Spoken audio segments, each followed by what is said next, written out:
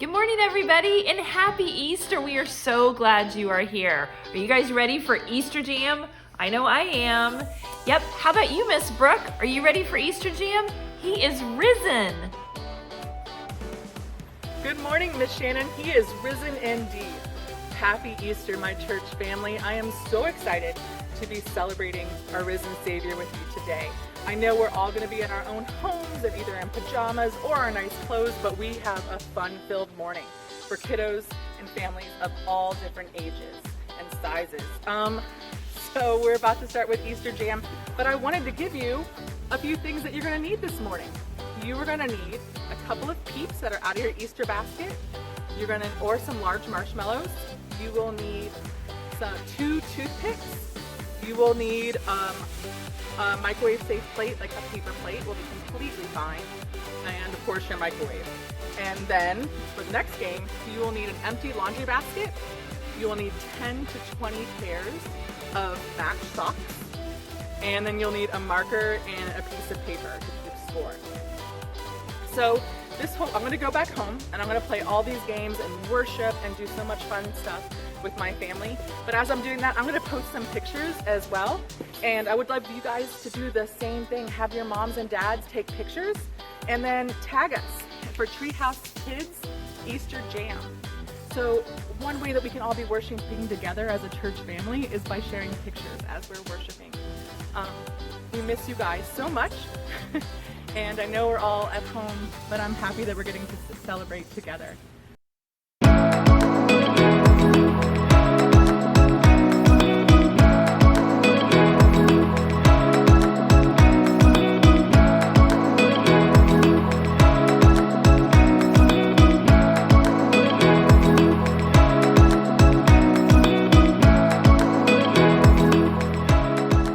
Hello everyone, and happy Easter. I'm Trey, and I am so pumped for what's about to happen. Now, before we get started, there's only one thing you need to know. Easter Jam is for everybody in your family. So if you're a teenager, this is for you. College students, you too. And if you're a younger kid, get ready. We're about to have some serious fun, and we need you to lead the way. Adults, buckle up. This is Easter like you've never done it before. No matter who you are, we want you to know that Easter Jam is for you. The only way to not have fun is to not participate. So look around. Is anybody missing? If so, hit that pause button and go get them now. We're getting started in 3, 2, 1. Easter, a time for fake grass, plastic eggs, these things, chocolate bunnies, and people dressed as bunnies.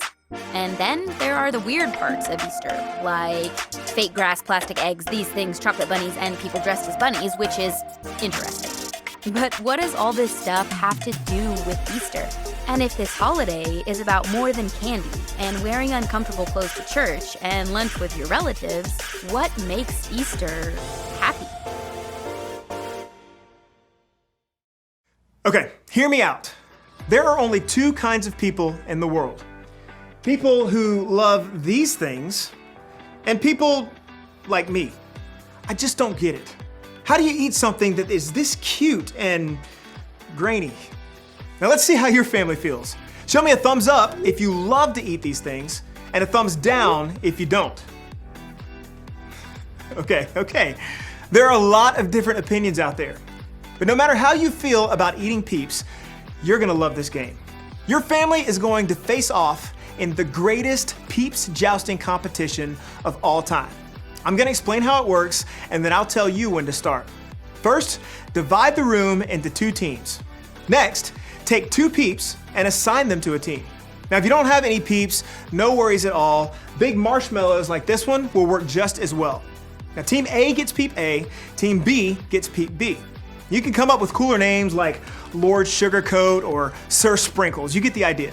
You can also use a marker or a Sharpie to decorate your Peeps to give them some personality. Maybe you can draw a mustache on your Peep, or give them some mean eyebrows or a fancy outfit. Just let your creative juices flow. Next, you need to prepare your Peeps for battle. Take a toothpick and stick it into the front of each Peep, just like that. Now you can think of the toothpick as a jouster, a lightsaber, or a sword. It just depends on how serious your family is about the competition. Make sure the toothpick is facing forward and toward the other peep. Now you're gonna place the two combatants on a microwave plate. No social distancing is necessary. You want the peeps to be as close together and facing one another. And finally, time for the big event. Gather around and put the plate in the microwave, setting the timer to 45 seconds.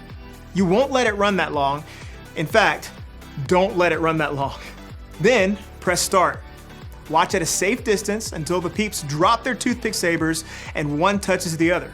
The toothpick that touches the other peep first, that peep wins. Now, as soon as this happens, you're gonna wanna stop the microwave. Trust me on this one. Stop the microwave. Okay, it's time to settle this thing. And don't forget to snap a pic of that photo finish. It's go time. Press pause now, and I'll wait here.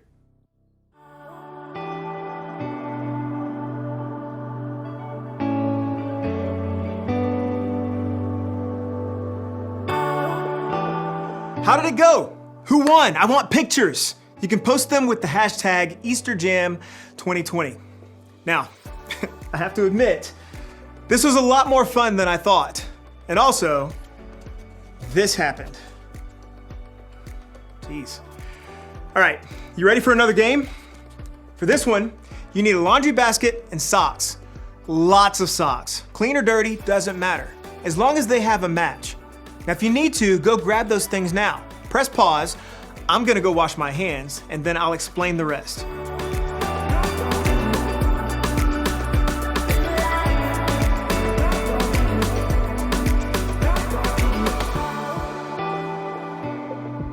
Got your basket and socks? Great. Now, choose 2 people to play. You'll also need 2 people to be scorekeepers. And to get started, dump all the socks on one side of the room. Don't worry, those socks will make their way back to the basket real soon. Then, place the basket on the other side. Now when I say go, players will grab a sock, go through the pile, and find the matching one. You'll roll the socks together in the shape of a ball, or like an Easter egg, and then toss them. Just like that, across the room into the laundry or Easter basket. Now the player with the most socks or eggs in the basket at the end of the timer wins. If you don't have scorekeepers to help you count, you have to keep up with that number on your own. So that means everybody's on the honor system, all right? Parents, I'm looking at you. Okay, now if you need to, press pause now and get everything and everyone in position for the game. I'll wait here.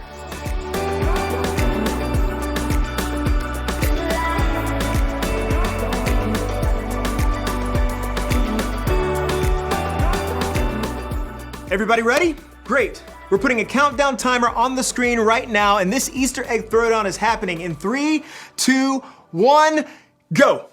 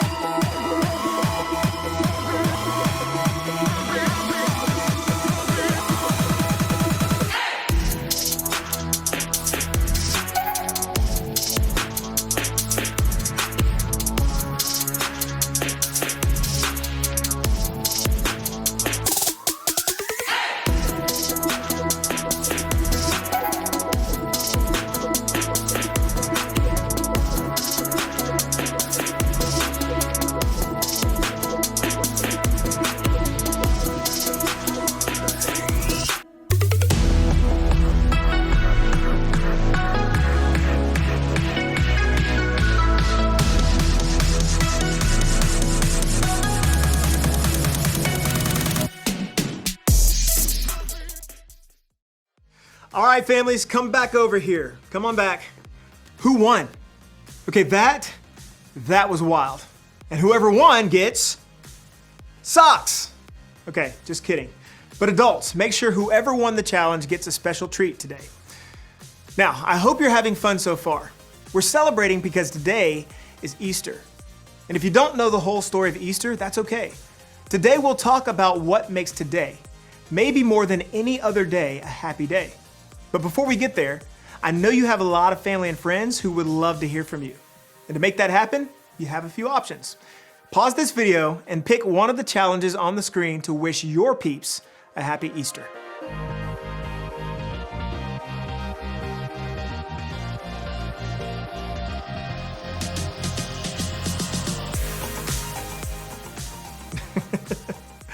Okay, so I just got like 9 texts from my crew saying Happy Easter. Thanks, fam. Real nice. But even though we're celebrating a little differently than we have in past years, that's okay. Easter is still happy. And that's not just because of peep wars or Easter baskets or chocolate bunnies, although those things are awesome. It's still happy because of what happened thousands of years ago at the first Easter. It's the world's most powerful story, and yet it's so simple. So simple that it can be told with laundry.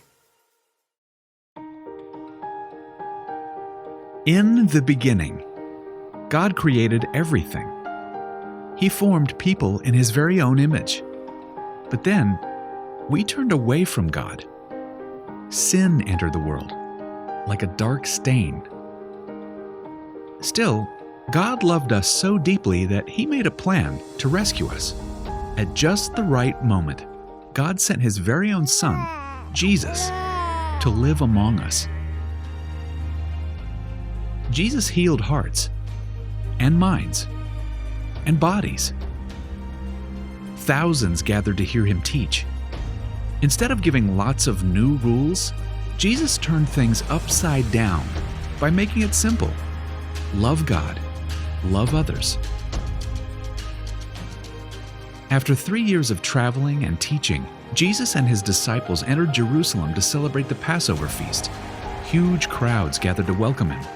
But while the crowds cheered for Jesus, the religious leaders made plans to arrest Him. He was turning their world upside down, and they wanted Him gone. As Jesus celebrated the Passover meal with His friends, He told them that He would be leaving, but would return. His friends didn't understand. That night, one of Jesus' followers, Judas, led soldiers to arrest Him. The religious leaders gave Jesus a fake trial and then sent Him to Pilate, the Roman governor, who could have Him killed. Pilate found Jesus had broken no law and tried to release Him. But a mob called for Jesus to be killed. Pilate gave in and handed Jesus over to the Roman soldiers.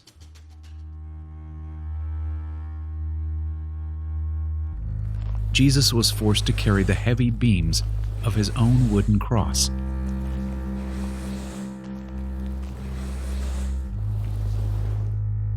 On a hill called Golgotha, the soldiers nailed Jesus' hands and feet to the rough wood. The soldiers and people who passed by laughed and mocked Him. But from the cross, Jesus asked God to forgive them. Finally, Jesus called out, "It is finished." Then He died. The earth shook. Rocks split open. Even the soldiers cried, "Surely He was the Son of God." One of Jesus' followers took His body and placed it in a tomb cut from the rock. A huge stone blocked the entrance. Jesus' friends were devastated. They had believed that Jesus was the one God promised, the one who would rescue them, but now He was gone. Their whole world had turned upside down. Jesus' friends stayed hidden in fear for 3 days. But early Sunday morning, Mary Magdalene, a close friend of Jesus, hurried to the tomb. She planned to anoint Jesus' body with special spices. As Mary neared the tomb, she saw the stone had been rolled away. The tomb was empty. Mary turned to see a man standing near. She didn't recognize him until he said, "Mary." It was Jesus, alive. Jesus told her, "Do not hold on to me. I have not yet ascended to the Father. Instead, go to those who believe in me." Jesus, God's Son, became like us to lay down His life. Through God's power, He defeated death for all of us, and sin was washed away. One day, He's promised to return, so we can live with Him forever.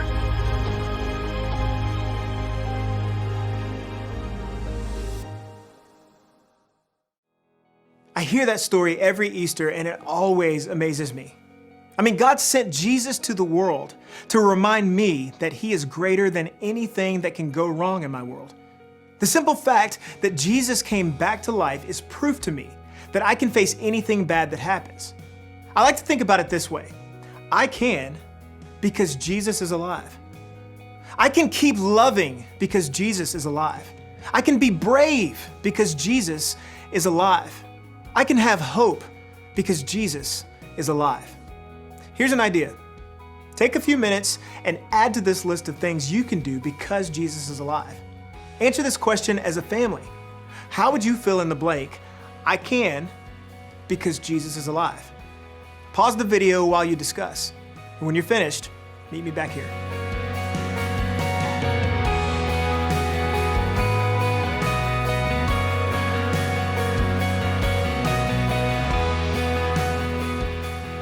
Awesome. I love conversations like these because remembering what God has done in the past helps me to trust Him with what's going on in my life right now. And I hope that's true for you too. And I hope you spend the rest of the day making happy memories with your family. To get you started, here's one last challenge. Now for this one, you'll need to decide who is the technology genius at your house. Maybe it's a step-parent or an aunt, or maybe an 8th grader. Either way, decide who that person is now. Got it? Awesome. Now, as soon as this video is over, I want you to go outside and take a family Easter photo. You can be dressed up or you can be in your PJs. It can be totally normal with smiling faces or silly with one of those filters that turns your face into a bunny rabbit. No matter how you do it, take a family photo and make it awesome. Then share it to social media.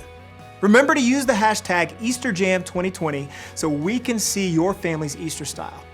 Maybe now more than ever, this is a time to celebrate and remember God's faithfulness and the hope He gives us in Jesus. After all, that's what makes Easter so happy.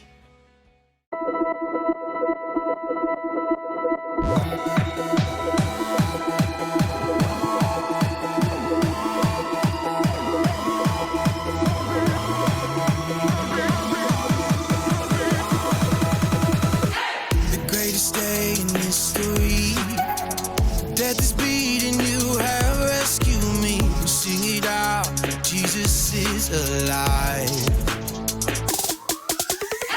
The empty cross, the empty grave, life eternal, you have won the day. Shout it out, Jesus is alive. He's alive. Oh, happy day,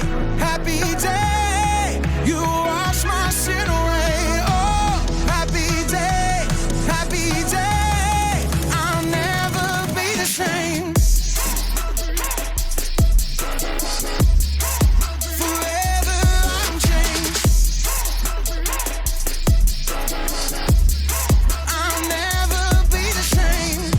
I stand in that place, realize meeting face to face. I am yours, Jesus, you are mine. In this joy, perfect peace, earthly pain finally will cease. Celebrate, Jesus is alive. He's alive.